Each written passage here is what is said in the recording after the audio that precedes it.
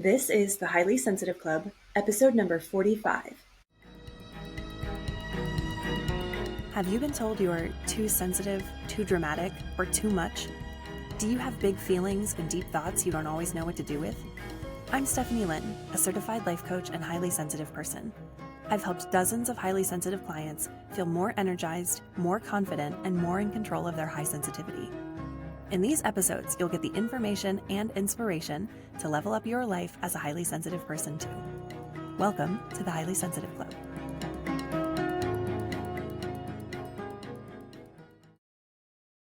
Hello, highly sensitive person, and welcome to this week's episode of the Highly Sensitive Club. I have been thinking a lot lately about what I can share with you that would be helpful for you. What are my highly sensitive clients and friends going through right now? What do you need to hear today? How can I help the people who are struggling a little bit right now and not having a good time? And how can I continue to support the clients and friends who are doing really well? And what's the difference? So today's topic is about how to make decisions and to guide yourself forward as a highly sensitive person. What I have discovered recently is that a lot of my highly sensitive people, or HSPs, are having some trouble lately. They're feeling a little bit listless, a little bit directionless. There's a lot of ennui or boredom going on. I'm hearing this when my highly sensitive people say, I'm burnt out on social media and on Facebook and on Instagram, and I'm just tired of it. It's not making me feel good. Or when people are saying, I don't want to do all the things I normally want to do. I don't want to read a book. I don't want to play video games. I don't want to watch TV, but I also don't know what I want to do. I feel like I'm not motivated. I don't have direction in my life right now. Versus some of my clients and some of my friends who are super on top of things right now. And what's going on for them is I feel like I'm on my path. I'm so excited to be this person and to go for my dreams. I'm really excited to complete this program. I'm so excited to start this new business. I am really looking forward to taking this trip I have planned or making more time for myself. So what's the difference between these two groups of people? The ones who are feeling like, even the stuff that I normally like, I'm just not feeling into right now. And the people who are like, I'm super energized, I'm ready to go. These are both highly sensitive people, all people who have lives full of things that they enjoy and people that care about them and whom they care about very much. But they're two different sets of people feeling two different kinds of things despite having a lot of overlap.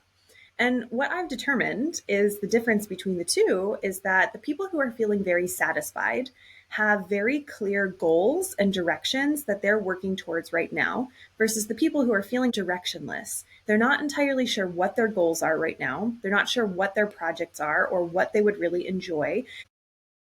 If you are one of those people who's having trouble picking your direction and coming up with a new goal or a new project to focus on, there are probably a few things going on in your mind that are stopping you from making progress. The first one, and this is very common for all humans, but especially for highly sensitive people, is the idea that there's one right answer. It's the idea that if you just process things enough, or if you just do enough research, or if you just follow enough TikTok videos or enough Instagram videos, then inspiration will strike and your passion will just show up on your front door and you will know exactly what to do. This is troublesome because when you tell yourself that there's only one right way, even if the right way hits you, you're probably missing it because you're always looking for this phantom, vague idea of what's supposed to be. And it leaves you closed to the actual opportunities that you have available right now. Oftentimes, highly sensitive people get attached to the idea that there is one passion for you or one calling in your life or one thing that you're meant to do for the rest of your life. And you feel like if you don't have it, then there's something wrong with you, or you're just not lucky, or it happens to other people, but it just doesn't happen to you.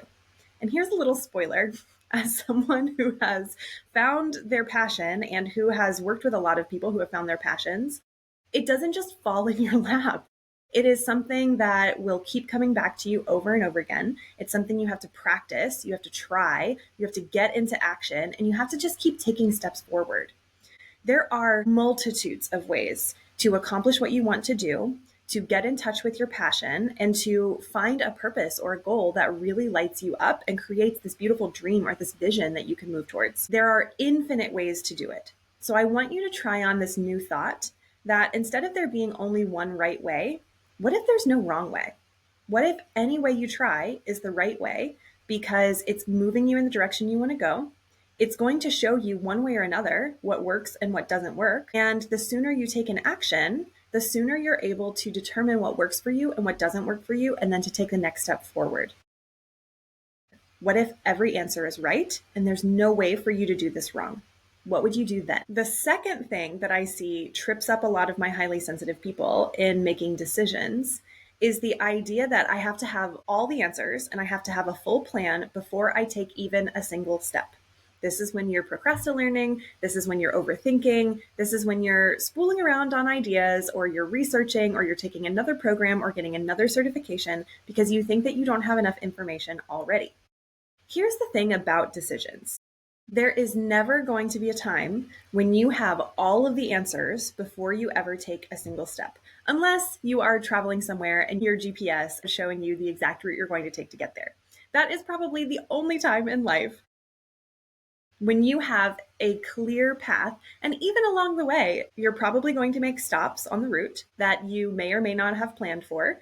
You are probably going to have some unexpected things happen on the road, like there might be an accident you couldn't have anticipated when you set your destination and started your journey. There may be construction that didn't show up on the map either. So there are always going to be things that you can't anticipate, even when you have the map fully laid out for you. This is the same if you join a program or if you're getting a degree. Even though it looks like there's a very clear path and a very clear destination, there's always going to be detours and unexpected things that come up along the way.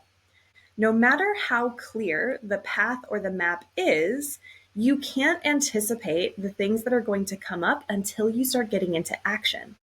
You can't anticipate how you're going to fail, how it's going to be uncomfortable, what you're going to learn, what mistakes you're going to make, and what success is going to feel like until you actually do it.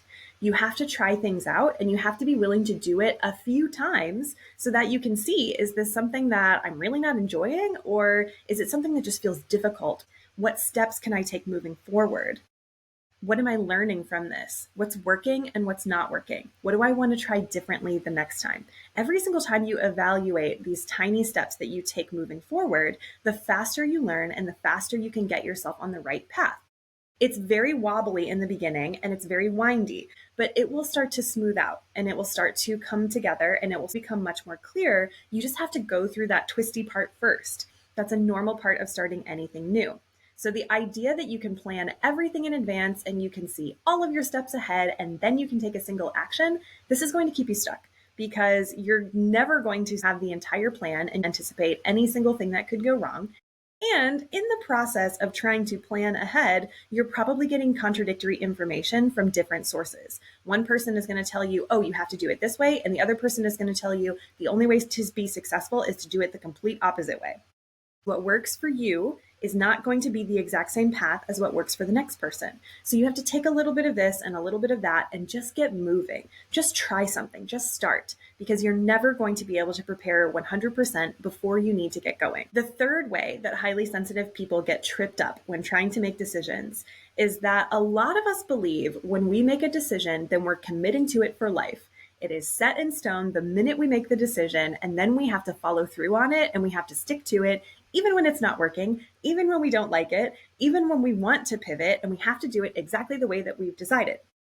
If this sounds like you are not alone. I was absolutely one of those people. I resisted making decisions for the longest time because I felt like making a decision would then obligate me to follow through for the rest of eternity, forever and ever. This is not the case. This comes from the idea that you can't change your mind, that whatever you say or whatever you decide, you're going to be held to no matter what, and that it's not allowed to go wrong. If any of these things sound like you, then you are getting stuck because you're afraid to even make the decision in the first place. It feels like as soon as you make the decision, you have to take action on it, you have to do it immediately, and you have to keep doing it forever and ever. Decisions create clarity. They don't create action. A decision itself can be an action because if you're stuck in overthinking and you're ruminating over all of your options over and over again, then it's going to be very hard for you to take an action. Sometimes the decision itself is an action and it clears the way of all the other junk and all the extra noise that was keeping you distracted and keeping you stuck, and it gives you one clear focus. A decision creates clarity for you. It does not mean you have to take that action right away, but it gives you clarity on when to take the action and what that first step is. Now that we've gone over the 3 myths about making decisions that typically stall highly sensitive people in their tracks, there are 2 things I want you to do now that all of my highly sensitive people who are moving forward are already doing, and it's working beautifully for them. Number 1 is to take a single action. I know that this might feel kind of scary, especially if you don't know what the next steps are going to be after that.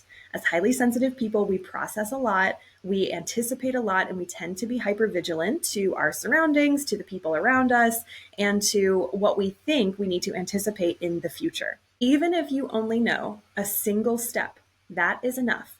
Just take that first step, and then the next step will appear to you. Give yourself permission to take those baby steps or those micro steps along the way that will help you get where you want to go. Here's a great example that I recently got coached on that I will share with you because this is very relevant. I want to start sharing clips from this podcast and from this YouTube channel as shorts and as reels on Instagram and on YouTube. I have been thinking about these clips, and the software that I use that I'm recording on right now, riverside.fm, already uses AI to pull clips from each of my episodes. Anytime I hit the button that says grab some clips, Riverside will bring up 5 to 7 clips from the episode that will engage with you. I have never used these clips because I've never taken the time to look at them and decide, are these actually the best clips from the episode? Or do I want to create my own clips and find my own things that I want to share? My coach challenged me to publish a clip by the end of the week. And I decided, you know what, I'm not quite ready for that because there are some decisions that I need to make along the way. So I'm going to choose a micro step. It's just one tiny step in the right direction that doesn't necessarily have to be risky, but it definitely feels uncomfortable because it requires me to get outside of my current comfort zone, to do something that I'm unfamiliar with, and to learn a new skill. So my micro step is to go back through some of my early episodes and look through the AI generated clips to see, are these good clips from the episodes or do I want to create my own? After that, my next step is going to be to either choose the clips that I want to share that are already available, or to create my own clips, or it could be a combination of both. But if I had pressured myself to have a clip posted by the end of the week to Instagram or to YouTube, it probably would have stressed me out and it would have felt like too much. There were too many other decisions that I wanted to make along the way that just made it difficult for me to picture myself being able to do that. I might be able to do that. I might be able to challenge myself, and you might see one of my shorts up on YouTube by the end of the week. But more likely than not, I'm going to take that micro step of just making the next decision, of making progress one tiny step at a time and not worrying so much about what's 3 or 4 steps ahead. The second thing I want you to do, and this is going to be one of your superpowers as a highly sensitive person, is to evaluate your actions. I have already previewed this a couple of times, but now I want to make this a very clear action step. In addition to the micro steps that you're taking and just focusing on one step at a time, I want you to pause after each of those action steps or each of those decisions and do the evaluation. What worked? What didn't work? What am I going to do differently next time? We can repeat the same tired action over and over and over again, thinking that we will get a different result. Usually each step either was a user error or it simply doesn't work for us. I cannot tell you how many times I have tried to follow a system that just didn't feel right for me. And I kept making myself wrong for it and thinking, well, I'm just not understanding the system, or I'm just not using it right, or maybe I just don't understand it correctly. Oh no, I was using it correctly. I understood it correctly. It just didn't work for me. It didn't feel good for me. It didn't work with my brain, and it didn't work the way that I needed it to work. It didn't create the results that I wanted, regardless of whether it worked for someone else or not. So sometimes you just have to trust your own gut that if it doesn't work for you, that's okay. You can tweak something and try it again. If you took the action step and you didn't quite master the step, you didn't quite do it right or follow the instructions or understand how you were supposed to do it, that could be your evaluation. You just need to try it again and see if you can get it right the second time, and then you can decide, Is this something I want to continue to do? Did it work? Or is this something that just doesn't fit for me? Every time you evaluate those steps, you get yourself closer to your destination and your goal. You can take the same old steps over and over again and not get anywhere with them because you're not evaluating and you're not taking a beat to think about what worked and what didn't work and to really look into those nuances. And again, this is your highly sensitive superpower. Seeing those subtleties and seeing those nuances is something that you are already really, really good at. I know it's easy for you to apply them to your job or your relationships. Turn it towards yourself. Give yourself the benefit of that superpower and figure out what's working and what's not working because it's worth it for you. It is worth it to evaluate and then to take your next step. And here's one more bonus thing I want you to keep in mind because this is what's really working for my highly sensitive people who are in it, who are excited, who are in their passion and in their purpose and just ready to go. Create short-term goals. It's making things small enough and bite-sized enough that you can do a sprint and you can go really quickly towards something, and then you can take a pause. You can rest for a little bit, and then you can move on to the next step. So many times, we highly sensitive people get so attached to this big vision or this big goal that we have in the future that we feel like it's a never-ending journey because we're not acknowledging the milestones and the steps that we're taking along the way. Every time you take a small step, consider that complete. Every small piece on the way to your destination counts. Slow it down. Make your deadlines short. Make them close. Make them tangible so that you can see a finish line at the end. If you can't see the finish line and you don't know how long something is going to take, it's going to feel vague, it's going to feel out of reach, and it's going to be hard for you to connect to it in the long term. You have to be able to sustain yourself with small steps and small milestones along the way in order to feel those wins and to feel the progress while you're in the middle of it. It makes it tangible and it makes it real. So here's the thing, highly sensitive person. It doesn't matter what your project is. It could be something personal. Maybe you want to start a new hobby. Maybe you want to start exercising. It could also be work or career related. This could be that you want to take on more responsibilities at your job, or you want to delegate more responsibilities at your job. Maybe you want to create a new position for yourself, or maybe you're starting your own business and you are becoming an entrepreneur for the first time or for another time.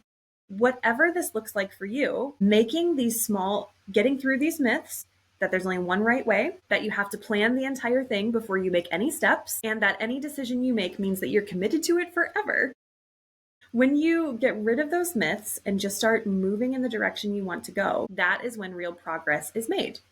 You just have to try something. You just have to take an action, and then, even if it's a small one, and then evaluate afterwards and figure out what worked, what didn't work, and what am I going to do differently. As your bonus, remember to create milestones and short-term goals that can help you feel a sense of completion and a sense of progress as you're moving towards something big in the future.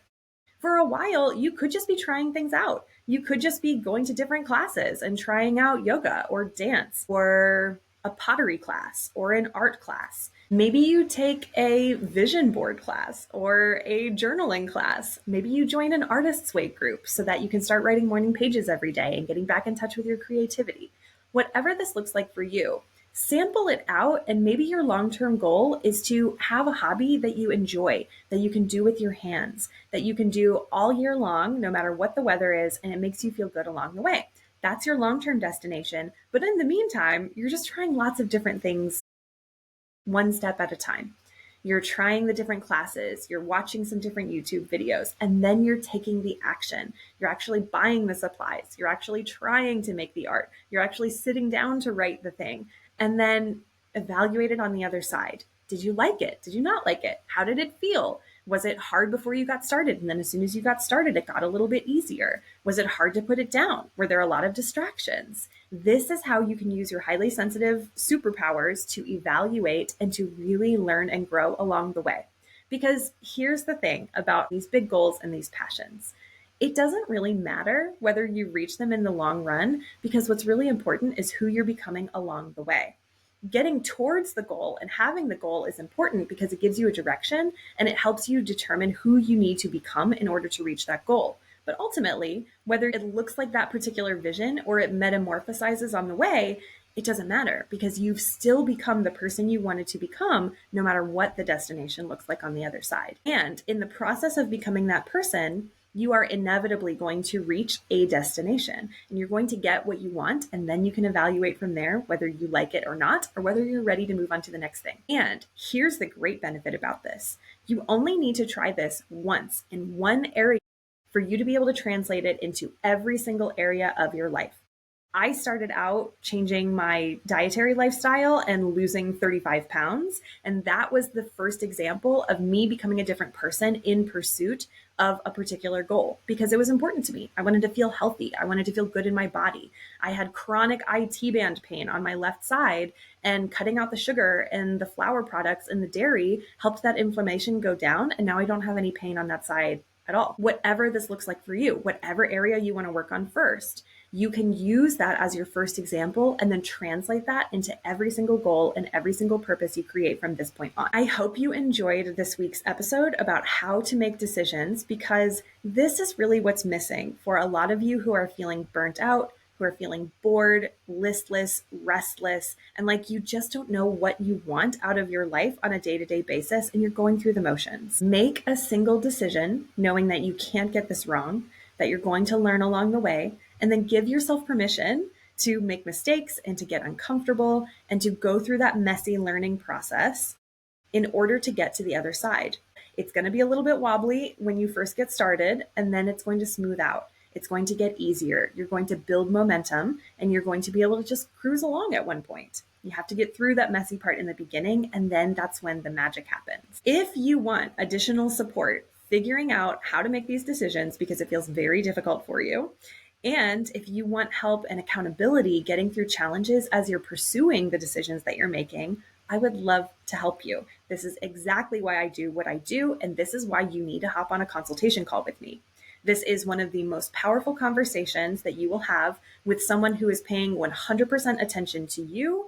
I am not bringing in my own stories or trying to share advice or unsolicited suggestions. This is a full hour where you get to focus on yourself. You get to sort through your brain with someone who can look at it with you and help you figure out what's standing in your way and what you really want.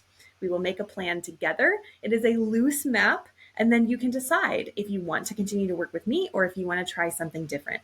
You have all the skills to be able to take a step. It's just a little bit easier when you have some extra support from someone who really, really knows what they're doing, which I do after hundreds of hours working with clients and with students and being able to help highly sensitive people work through these challenges. Get on this call. It will be so useful for you, and it's completely free. Go to stephanielynn.com, that's Linn, and book a consultation call. The book a call button is all over the place. You can't miss it, and this is going to be a very valuable hour for you. Thank you so much for listening to this week's episode. I hope this gives you the courage to just make one tiny decision. One decision heading in the right direction is exactly what you need to do in order to move forward and to break out of that cycle of boredom and ennui and listlessness and restlessness and just feeling stuck. You don't have to be there anymore, and this is the way to get out of it. Thank you so much for listening, and I will see you on the next one. Thanks for listening. If you're ready to take what you learned today to the next level, head over to stephanielynn, that's Linn.com, and book a consultation call to get started. I can't wait to see you there, my dear HSP.